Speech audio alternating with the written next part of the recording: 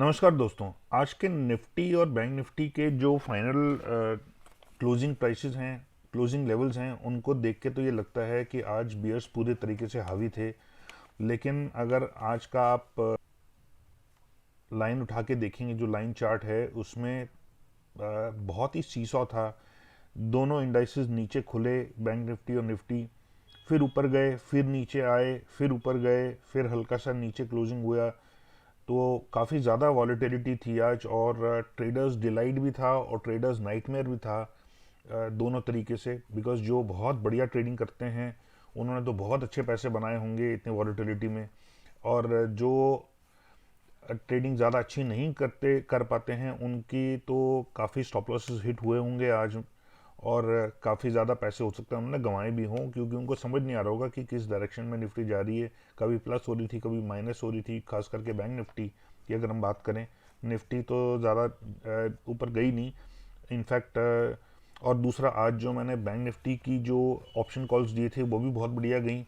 उससे पहले भी मैं कई बार दे चुका हूँ बैंक निफ्टी की ऑप्शन कॉल्स, तो काफ़ी अच्छे पैसे बनाए हैं मेरे जो टेलीग्राम चैनल के सब्सक्राइबर्स हैं उन्होंने। तो अगर आप टेलीग्राम चैनल के मेंबर नहीं हैं तो आप भी ज्वाइन कर सकते हैं, लिंक डिस्क्रिप्शन में दिया हुआ है। और अगर हम इंडाइसिस की बात करें तो निफ्टी आज 33 पॉइंट नीचे खुली कल के मुकाबले। 1 पॉइंट तक ऊपर गई, जब ऊपर गई तो प्लस में सिर्फ एक ही पॉइंट कल के मुकाबले जा पाई। उसके बाद नीचे आई 143 पॉइंट माइनस तक, और क्लोज हुई 105 पॉइंट माइनस। और आज के जो गेनर्स थे निफ्टी में वो थे hero, Adani ports, state bank of India और पावर ग्रिड। और जो लूजर्स थे सबसे बड़े आज के, उनमें थे Nestle, Bajaj Finserv, Asian paints और मारुति। तो काफ़ी मिक्स था, कोई ऐसे नहीं है कोई एक सेक्टर नहीं आज गेन या लूज किया हो। अलग अलग सेक्टर्स ने गेन किया और अलग सेक्टर्स ने लूज भी किया। और उसी तरह से अगर हम बैंक निफ्टी की बात करें तो 57 पॉइंट कल के मुकाबले नीचे खुला था, ऊपर गया 233 पॉइंट तक। तो काफ़ी ज़्यादा बैंक निफ्टी ने छलांग लगाई थी कल के मुकाबले, और काफ़ी ज़्यादा वॉलेटिलिटी में ऐसा लग रहा था एक टाइम पे काफ़ी ज़्यादा नीचे जा सकता है, पर एकदम से शूट अप कर गया ऊपर। और उसके बाद जब नीचे गया तो 334 पॉइंट नीचे गया कल के मुकाबले, और फाइनली जब क्लोजिंग हुई तो 187 पॉइंट नीचे क्लोज हुआ। और आज के जो बैंक निफ्टी के गेनर्स थे वो थे bank of Baroda, Punjab national bank, IDFC bank और स्टेट बैंक ऑफ इंडिया। और जो आज के सबसे बड़े लूजर्स थे बैंक निफ्टी में वो थे HDFC bank, IndusInd bank, RBL bank और कोटक। और निफ्टी की अगर हम बात करें तो पिछले 2 दिन जो हैं वो धीरे धीरे करके नीचे आ रहा है। क्या पता कल भी एक डाउन डे रहे, क्योंकि अभी भी जब मैं देख रहा था तो एसजीएक्स निफ्टी जो है वो फिलहाल माइनस में चल रहा है, और भी ज़्यादा 20-30 पॉइंट। और अभी अमेरिकन मार्केट्स अभी खुले नहीं हैं, लेकिन यूरोप के जो मेन 3 इंडाइसेस हैं वो तीनों डाउन हैं। तो हो सकता है निफ्टी के लिए भी कल एक डाउन डे रहे। एनीवेज, बात कर लेते हैं कौन कौन से स्टॉक्स में आप कल इंट्राडे पोजीशन लेके कुछ अच्छे प्रॉफिट्स बना सकते हैं। तो चलिए उन स्टॉक्स को देख लेते हैं। तो सबसे पहला स्टॉक है हमारा बीपीसीएल। तो काफ़ी ज़्यादा इसमें उतार चढ़ाव रहे हैं, कभी ऊपर जाता है, फिर नीचे आता है, फिर ऊपर जाता है, फिर कुछ दिन कंसोलिडेट किया पिछले कुछ दिनों में। कई सारी रेड कैंडल्स इसने बनाई, लेकिन अच्छी बात ये थी कि लगभग 400 के लेवल पे ये सपोर्ट ले रहा था काफ़ी दिनों से। अगर हम देखें 7-8 दिनों से इसने सपोर्ट लिया, और आज एक पिछले कई दिनों के मुकाबले एक नए हाई पे क्लोज किया है, स्ट्रेंथ दिखाई है आज इसने। हालांकि मार्केट्स काफ़ी ज़्यादा वीक थे, और आज जो वॉल्यूम्स थे बीपीसीएल के वो भी पिछले कुछ दिनों के मुकाबले थोड़ा ज़्यादा वॉल्यूम पे इसने बंद किया है, और वीकनेस ज़्यादातर थी नहीं आज। और अपने 10 डे ईएमए पे सपोर्ट लेके इसने ऊपर क्लोजिंग दी है, और जो अपर शेडो था वो भी थोड़ा कम था।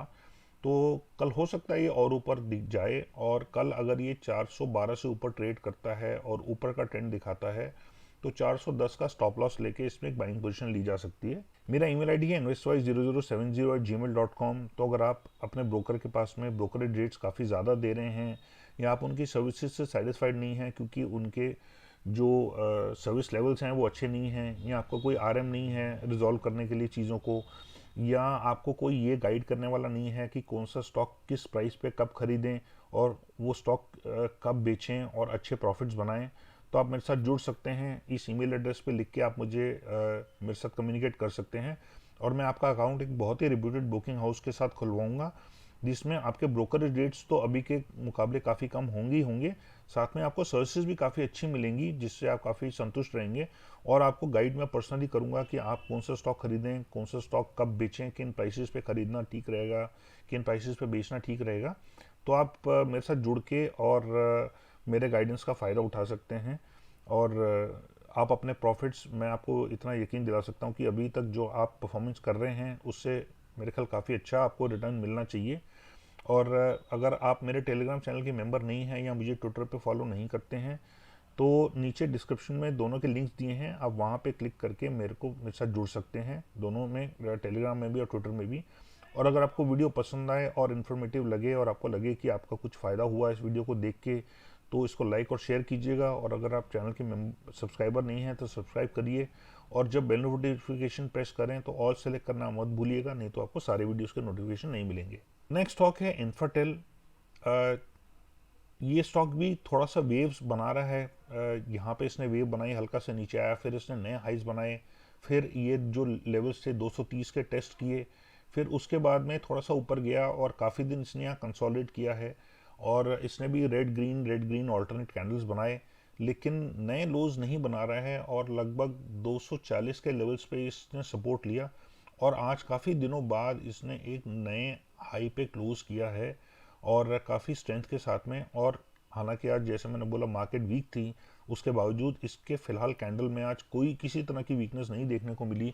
और लोअर शेडो भी बहुत कम था और अपर शेडो भी काफ़ी कम था, और पिछले दिनों के मुकाबले वॉल्यूम्स काफ़ी ज़्यादा थे। तो यहाँ से ऐसा लगता है कि अब ये कुछ और ऊपर के लेवल्स देख सकता है।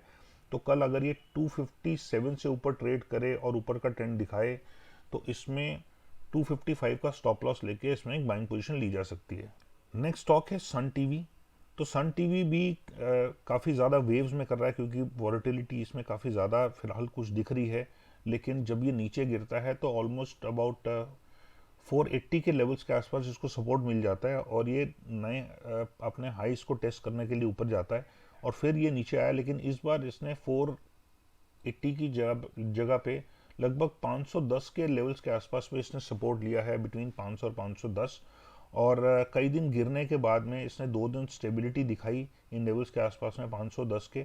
और उसके बाद में इसने आज हल्की सी लोअर शेडो बना के मोस्टली पूरा दिन ऊपर रहा, इसने भी आज कुछ खास वीकनेस दिखाई नहीं है। तो कल हो सकता है ये और भी ऊपर जाए।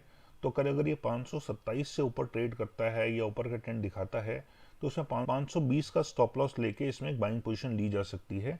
और देखिए धीरे धीरे जो स्टोकेस्टिक्स हैं और विलियम्स है वो भी कर्व होने लगे हैं, ऊपर की तरफ जाने लगे हैं। और जो आरएसआई है वो भी हल्की सी ऊपर की तरफ बेंड हो गई है। तो यहाँ से हो सकता है कुछ और ऊपर के लेवल्स देखे और अपने जो पुराने हाइस थे 550 560 के वो भी टेस्ट करे आने वाले कुछ दिनों में। तो कल का दिन शायद इसके लिए थोड़ा सा अब पॉजिटिव डे हो सकता है। नेक्स्ट स्टॉक है जी एंटरटेनमेंट। तो काफ़ी ज़्यादा इसने रेंज बाउंड मूवमेंट की बहुत समय तक, ऑलमोस्ट 1.5 से 2 महीना। उसके बाद ये थोड़ा ऊपर गया और बहुत ही शार्प फॉल देखने को मिली जिसने काफ़ी ज़्यादा इसको नीचे गिराया। और उसके बाद कंटिन्यूसली ये तब से नीचे जा रहा था, लेकिन 205 के लेवल्स के आसपास में इसको सपोर्ट मिला, जहां ये इस दौरान भी सपोर्ट ले चुका है और लगभग यहाँ पे भी इसने ऑलमोस्ट अपना एक बेस बना लिया था इन लेवल्स के आसपास में। तो यहाँ से इसने दोबारा सपोर्ट लेके आज काफ़ी अच्छा बाउंस बैक किया है और पिछले दिन का जो ओपनिंग था कल का उससे ऊपर क्लोजिंग दी है, तो ये बड़ा अच्छा साइन है। और इसने, तो मुझे लगता है यहाँ से ये स्टॉक थोड़ा सा और ऊपर जा सकता है और शायद अपने पुराने जो लेवल्स हैं मे बी 220 या फिर इवन 250 तक के उनको टेस्ट करे आने वाले कुछ दिनों में। तो हो सकता है कल का दिन इसके लिए एक पॉजिटिव डे हो सकता है। तो कल अगर ये 216 से ऊपर ट्रेड करता है और ऊपर का ट्रेंड दिखाता है, इसमें 213 का स्टॉप लॉस लेके इसमें एक बाइंग पोजीशन ली जा सकती है। नेक्स्ट स्टॉक है इंडसइंड बैंक। तो इंडसइंड बैंक ने भी काफ़ी अच्छा यहाँ पे मूवमेंट किया, फिर नीचे आया हल्का सा, फिर थोड़ा सा इसने ऊपर जाने की कोशिश किया और कुछ नए हाइस बनाए, फिर काफ़ी ज़्यादा शार्प फॉल हुई इसमें यहाँ पे। और इसने लगभग 800 के लेवल्स के आसपास में इसने सपोर्ट लिया और यहाँ पे भी ये सपोर्ट पहले ले चुका है 800 के लेवल पे। उसके बाद यहाँ पे भी 850 800 का लेवल इसके लिए थोड़ा सा सपोर्ट साबित हुआ था और यहाँ से काफ़ी स्ट्रॉन्ग इसने बाउंस बैक किया और फिर से इसने कुछ नए हाइस बनाए। तो यहाँ तक तो इसकी मूवमेंट जो थी कुछ दिनों में ही बहुत ही पॉजिटिवली इसने लगभग 20-25% गेंस कर लिए बहुत ही कम समय में, 4-5 दिनों में ही। लेकिन वहाँ से ये रेंज बाउंड रहा है काफ़ी ज़्यादा और नए हाइज नहीं बना पा रहा है, 1075 से ऊपर ये क्लोजिंग दे नहीं पा रहा है।